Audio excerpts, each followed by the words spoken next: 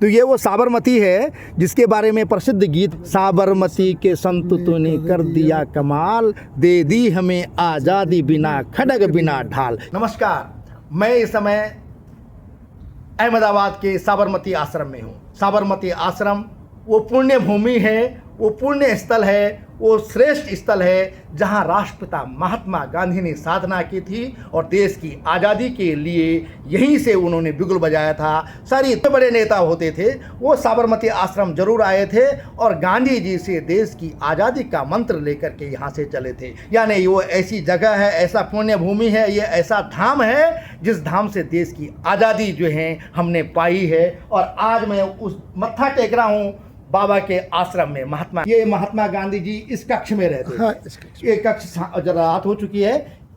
मैंने अभी एक किताब पढ़ी थी राहुल सांकृत्यायन की, चंद्र सिंह गढ़वाली पर। चंद्र सिंह गढ़वाली जी उनके साथ रहते थे और इस हर दिन उनका नियम था। उस किताब में लिखा है राहुल सांकृत्यायन जी ने कि गांधी जी हर दिन कम से कम जो है एक तरफ 8 मील चलते थे, 8 मील वापस आते थे और उनके साथ पूरी जनता जो है निकलती थी, तो वो चिंतन करते थे उस समय। तो मैं उस पुण्य भूमि पर हूँ, इसलिए मुझे आनंद आ रहा है। ये यहाँ जो है हृदय कुंज के बारे में लिखा है, यह स्थान वर्षों तक महात्मा गांधी और श्रीमती कस्तूरबा का निवास स्थान रहा है। यह वही स्थान है जहाँ से गांधी जी को अपनी सब राष्ट्रीय प्रवृत्तियों की प्रेरणा हुई थी और इसी स्थान से दांडी यात्रा आरंभ हुई थी। यानी यहीं से दांडी यात्रा आरंभ हुई थी जो देश की आज़ादी का प्रमुख आंदोलन बना था। इस रूम में गांधी हमारे दीपक जी हैं, वो सत्याग्रही परिवार से जुड़े हुए हैं। गांधीयन थॉट्स से मैं मेंबर हूँ जी सर। तो हृदय कुंज जो है उसके पास में जो दरवाज़ा है, यहाँ पर गांधी जी के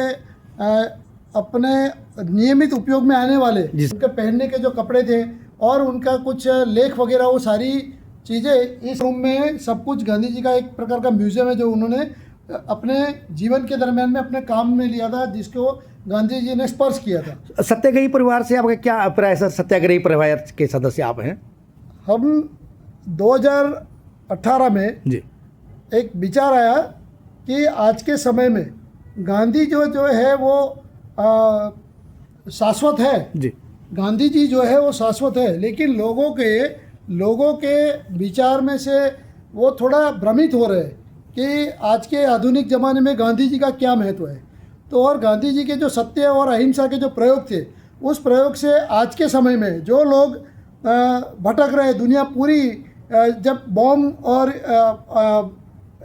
अणु बॉम्ब वगैरह बनाने की जो बातें कर रही है, और या यूक्रेन, अमेरिका वगैरह जो सारे देश जो लड़ रहे हैं, रशिया, यूक्रेन, इजराइल वगैरह, ये सारे लोगों को एक प्रकार का अगर सबसे बेस्ट मैसेज अगर कोई दे सकता है तो गांधीयन थॉट्स दे सकता है, गांधी विचार दे सकते हैं।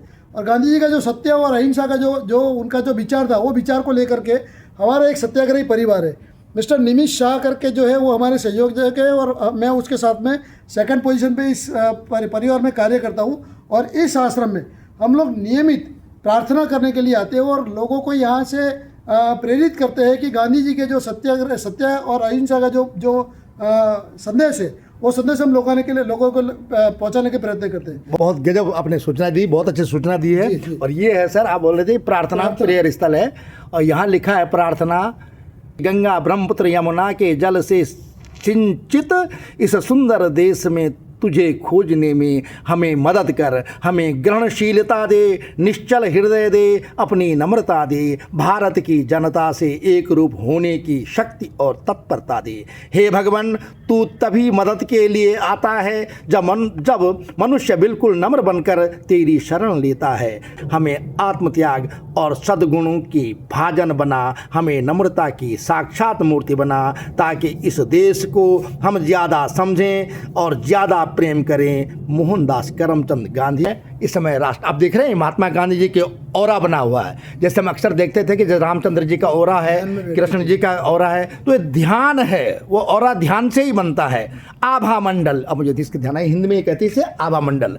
आभा मंडल जो है वो ध्यान से ही जागृत होता है, जिसे कुंडली जागरण कहते हैं, वो अलग, थोड़ा प्रक्रिया अलग है। लेकिन ये आभा मंडल बनना यानी कि अंदर जो है ध्यान योग का प्रविष्ट होना।